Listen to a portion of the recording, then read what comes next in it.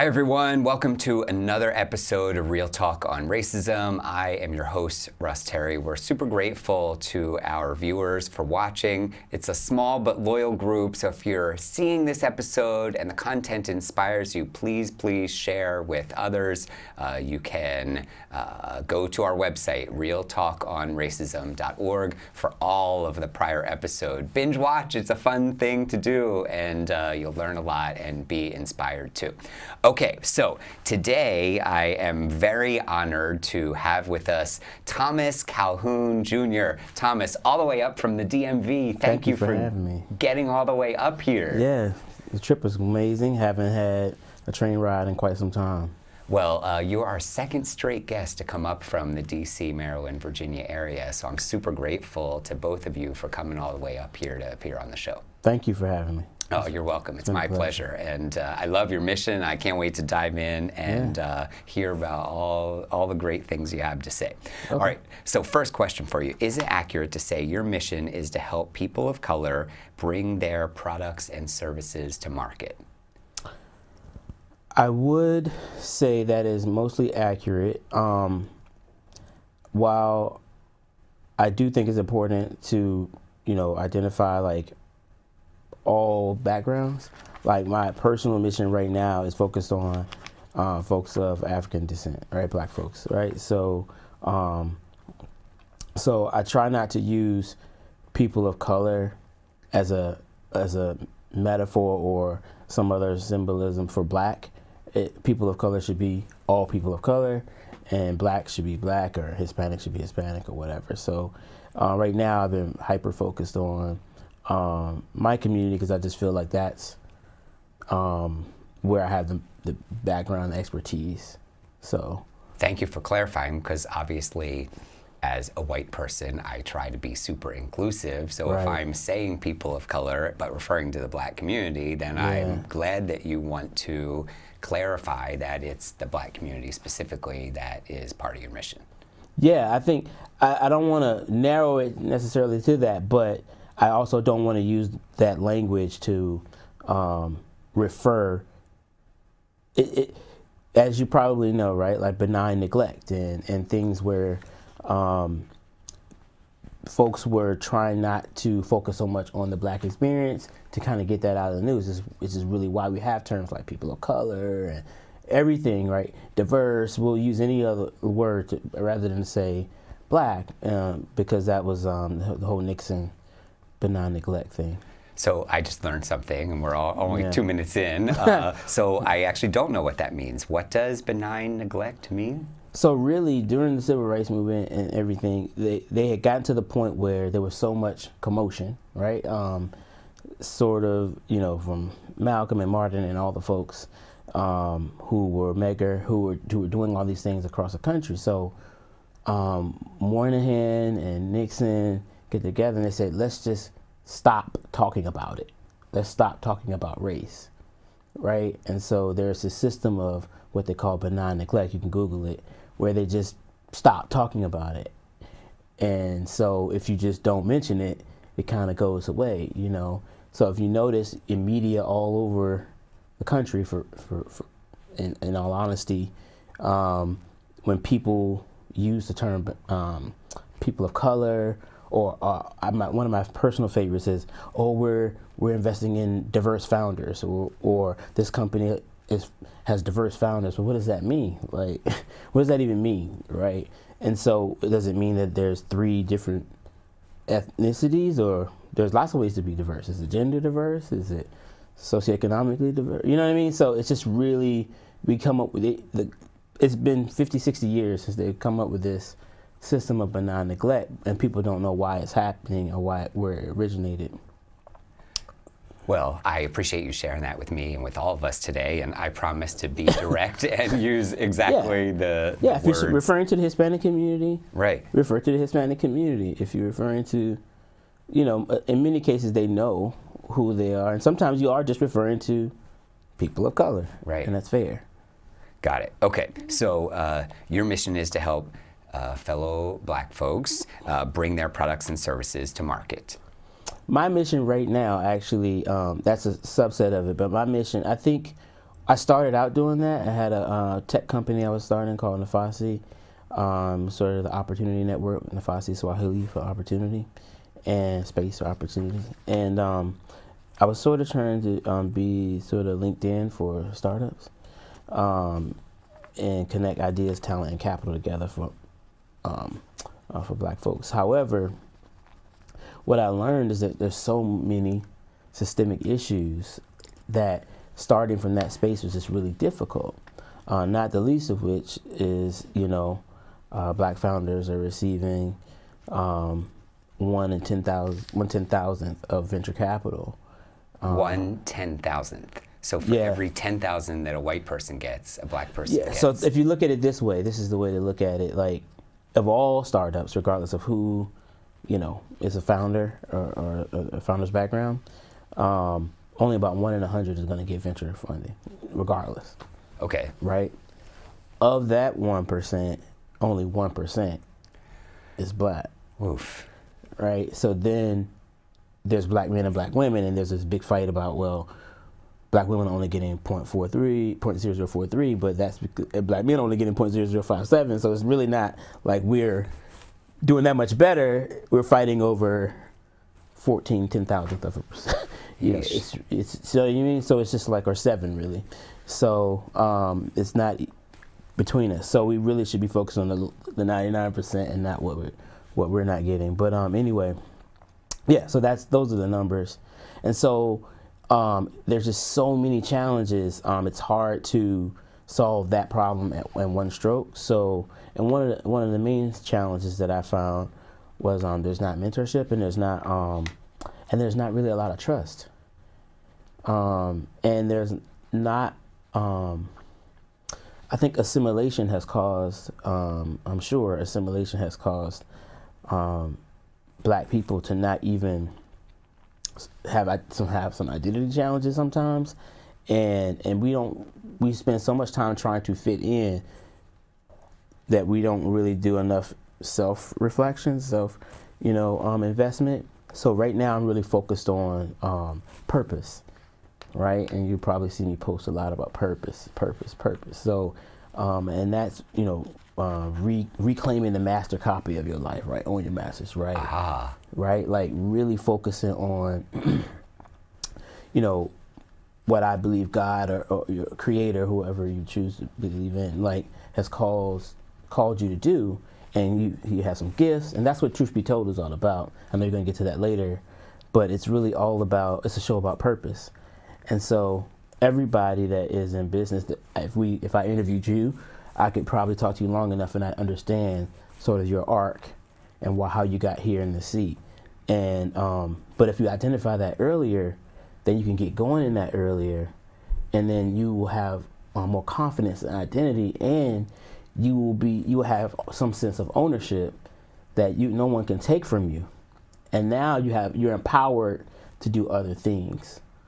Right? I know that's a long answer, but no, I think I get it. So it's almost like the purpose is the foundation. It's the foundation of everything. Like the key is self-mastery. If you don't have self-mastery, like you're not going to really be able to accomplish anything. You're certainly not going to, and that's it. Anyone who doesn't have self-mastery is easy to manipulate, easy to control, easy to own, right?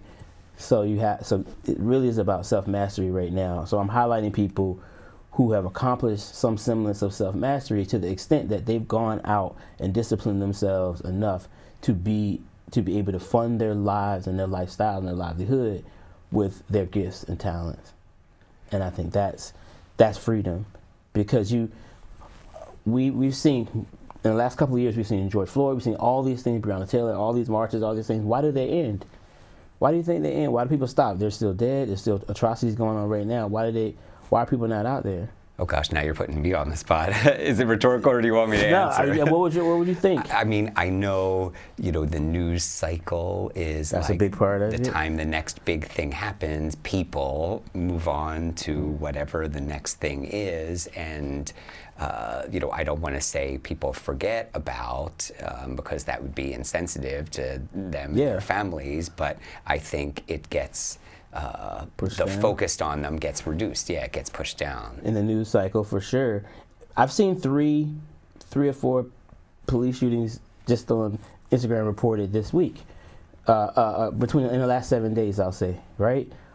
People stop in general because they got to go to work. Mm-hmm. You can't march and protest all day. You have to feed your family. Yeah. Right? If we stopped to march every time some atrocity happened, we couldn't do. So what I'm saying is, and what happens when you have to go to work and work in spaces where they don't care about it, or right? So you don't even have. So when you have self-mastery and when you have ownership and you can create spaces for yourself that are safe and that have priorities for your community, then you can do some of these other things, right? Right? But if you have to go to work and pretend that something isn't happening or isn't bothering you, that in and of itself is toxic. So.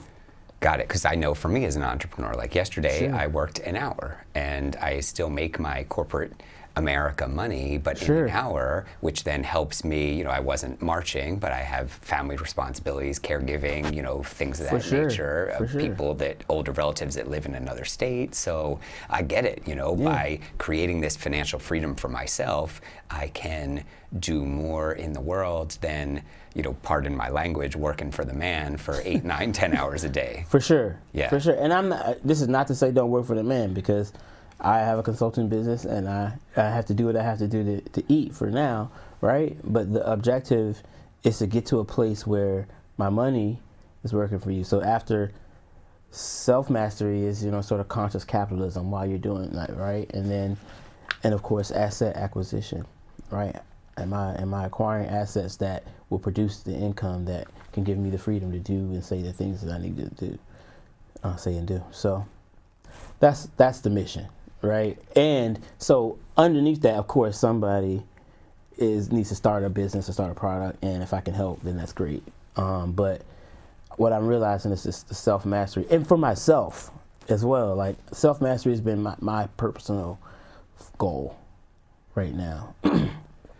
Okay, so I have about 20 follow-up questions on all of that, but I'll try and narrow it down to a few. So you did reference a couple times a few minutes ago, so many systemic issues, systemic racism, so many challenges. So what would you say is one or two of the most prominent systemic racism issues that exist that negatively affect Black people?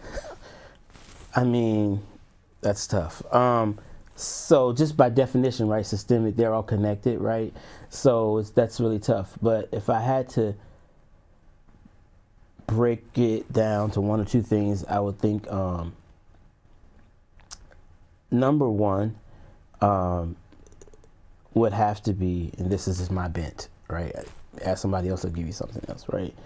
Number one is economics, right? If he who has the goal makes the rules, right?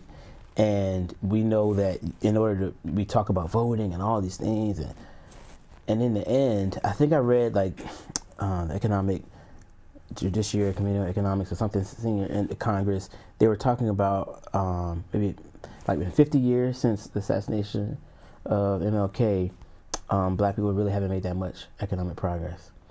And this is with Clinton for 8 years, Obama for 8 years. In that same 50 years, it's been 16 years of those two, and not to knock into either of those two, but I mean, we've had economic booms and busts throughout the time, and large swaths of wealth have been transfers have happened, and very little of it has fallen in the hands of Black folks. So I think economic inequality and economic ignorance, to some degree, just being shut out, right? You're talking about like redlining and getting loans for what's redlining? Redlining in the community, right? That's why a lot of Black houses may be keeping Black people within a certain place in the community and saying they can't, creating laws in cities and municipalities that say Black people can't own houses over here, and then of course the houses over on the other side of that red line are valued more and things of that nature. So that's a way to be systematically shut out. So laws like that still exist? Well, they're still finding them, but on some was a city in maybe is it Minneapolis somewhere where they're just now realizing that some of those laws are being taken out. It's not like they're being necessarily enforced at this time in the same way they were, but even if the law, this is the great thing about being systematic versus once it's systematic long enough, it can become systemic to the extent that now, how many times late in the last year or two have you heard or seen or read USA Today or somebody report that an appraiser came in and appraised the house for greater value because the same house because they saw black pictures or things in it, and then they took it out, and somebody else came back and appraised it for $300,000-$400,000 more. Right? That's being economically shut out because a large amount of wealth transfer and wealth creation in this country is through home ownership, particularly for white Americans. So that's what I mean by redlining. That's one part of being economically shut out. And it's not due to lack of innovation or lack of trying. I mean, we have Seneca Village in New York that was black, and you have Black Wall Street in Tulsa, and Black Wall Street in Durham and Richmond, and all these things or Wilmington that are taken away, bombed, whatever. So a lot of things have caused that. So number one, I would have to say just the economic viability of the black community and the exploitation through whether it's the NCAA or the NFL. They're 70% black, no black ownership. So a lack of ownership. Black people don't own what we dominate, and that you can't advance in the game of Monopoly if you don't. Everybody has to go across Boardwalk and Park Place, right? So whoever owns it is gonna collect money at some point. If everybody's watching the NFL and 70% of the people playing, are black, then it is an atrocity for there to be no black owners. So they're still fighting about black coaches, which is ridiculous because he who has to go makes the rules. So if I own the team, then I can hire whoever I want to coach, right? So if they would just fight, we don't even know what to fight for. So that's the second thing. This our mentality, our misunderstanding. We kind of chase the wrong goals. We don't even have the right goals. We think that, if we vote this way, then it's going to change. But then we look at the data and it hasn't changed. In fact, if anything's not changing, it's getting worse, right? So you have to have the money to put the person there that could push your interests. So if you're not getting involved until you get to the ballot box in November or every other November, all right, hopefully, then you're already behind the curve because somebody else put that person there with their dollars, and those are the interests that they're going to protect and advance. So we're not even in the game politically because we're not in the game economically. So everything, it just seems like we're doing something, but we're really not. Oof. Well, I'm sorry. No need to apologize. Okay, I want to shift gears a little bit, if that's okay, to your own background. Let's talk education first, if that's okay. Sure. So you went to an HBCU undergrad, Norfolk State University. I pronounced Norfolk right? Is that? Norfolk. We call it Norfolk down there because we're country. Okay. But, yeah. Hopefully I was close enough. Fine. Yeah. And then University of Virginia for your master's. For sure. How did those two experiences compare with each other? Going to an HBCU first and then going to a non-HBCU, if you will, in terms of whatever comparisons you want to make, how it set you up for the world, the things that you learned, the experience with others there, etc. That's a great question. Oh, thank you. That's a great question. I always say to people that's like, they were both my, they're both the most important educational experiences I've ever had. UVA could never give me what Norfolk State gave me. It's just not possible. And so I would say to any black parent that, particularly in my case, I had gone to white schools, almost predominantly white schools, all my life leading up to college. Okay. Right? And even where there was like 60-40 or something, the money that was supporting and surrounding it was just more culturally geared towards white folks. And so good schools had a blast, but that was my background. So going to Norfolk State, I really didn't know what to expect and know how to handle it. And so, but I ended up seeing PhDs in math and computer science and physics and all the things, right? Biologists, and all of whom were black. Many of whom were black. Some Okay. of them were Asian or whatever. But Okay. but I did see many. That's country, right? Many black folks who were PhDs and master's degrees and who were teaching us mathematics, who also got their PhD from NC State and UVA and things of that nature. So, but culturally, my dad told me, like, this is the last time in your life you're going to be in the majority. And I didn't know what that meant at 16 or 17, right? Fully. Like, I have a pretty conscious family, but I didn't fully understand what that meant. And the truth about the two juxtaposition of those two schools is the work experience in between. That's what really did the trick. Like, How so? Because coming out of Norfolk State undergrad, and I'm in the majority for 5 years, switched my major a lot. All good. This is a judgment-free zone here. We'll talk on racism. Yeah. So going into the workforce, I wasn't prepared for the transition back into white spaces predominantly. Even though I worked and I had a job, I think I just didn't have that buffer between. I walked in May, June 18th I moved to Maryland, June 19th I started my job. I really didn't, and I'm out of. It's like a portal. I just went into a new world, and I went from 8,000 or 9,000 black people on campus at a time, 10,000 with everybody there, and to 15 black people in a 200-person company. Oof. And you're like, 12 of which went to HBCUs. Oof. And I have some good stories with. I'll come back and tell some other good stories when I launch my book. But that experience, then going into UVA, was like, all right, I worked for 7 years and those work experiences, and I was really ready to get out of corporate America and start my own. Back in corporate America, but for myself. And that prepared me. The UVA was just a dream. I always wanted to go to law school. And so UVA gave me the challenge, a different set of challenges. Like, they were really bright. It was like maybe 300 people applied to the program I was in.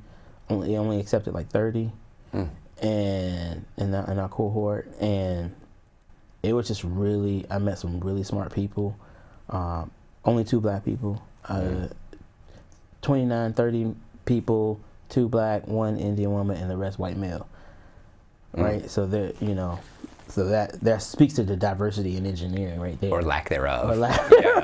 Yeah. Right. So there was challenges, but most of them were good challenges. Most of them were academic in nature. So I don't want to assume anything. If there was a black parent watching this, would you recommend that their kids go to an HBCU for undergrad and a non-HBCU for grad school for the diversity of experiences that kid could potentially get from both? So the first question, absolutely recommend go to an HBCU for undergrad. Like, that experience is just, it's just unmatched. You can't really, and I really say that. I know a couple people who, I know one one woman who went to UVA for undergrad and then went to law school at HBCU. Okay, so the opposite. So the opposite. Okay. And of course, but graduate school is just a different experience, and especially if you're in law school, that's serious business, right? So, so you still get some of the cultural elements, but I think the youthful exuberance that you have at 17 or 18 years old, and the shaping that does, is a little different. In undergrad than grad, and so I would recommend that direction. But having an HBCU experience is, I don't know, it's just unparalleled. I can't really describe it. You had to be there, right? And every campus has their own. You had to be there. Thomas Calhoun Jr., final word of wisdom or words of wisdom for our audience. What's the last thing you want to share?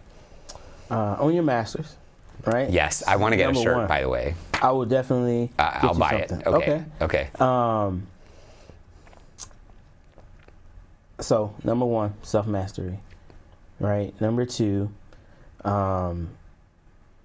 conscious capitalism. Be willing to purchase from one another and support one another, right? We can't be in business if you won't buy from us, right?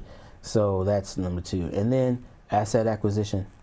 Like if your money's not working for you, then you will always be working for someone else. So that's it. That's my life. That's everything I'm about right now. Well, you have an inspiring mission and message, and we probably could have had a 90-minute episode, so I appreciate you breaking it down into 28 minutes. I took us over, man. It's all good. It's all good. You yeah. have lots of great things to share, and I'm so honored and grateful I got to meet you today in person and hear all the great things you had to say. Thank you so much. You're welcome. Thank you. Thank you. You're welcome. All right, thank you for watching another episode of Real Talk on Racism. For all of us here, we'll see you next time.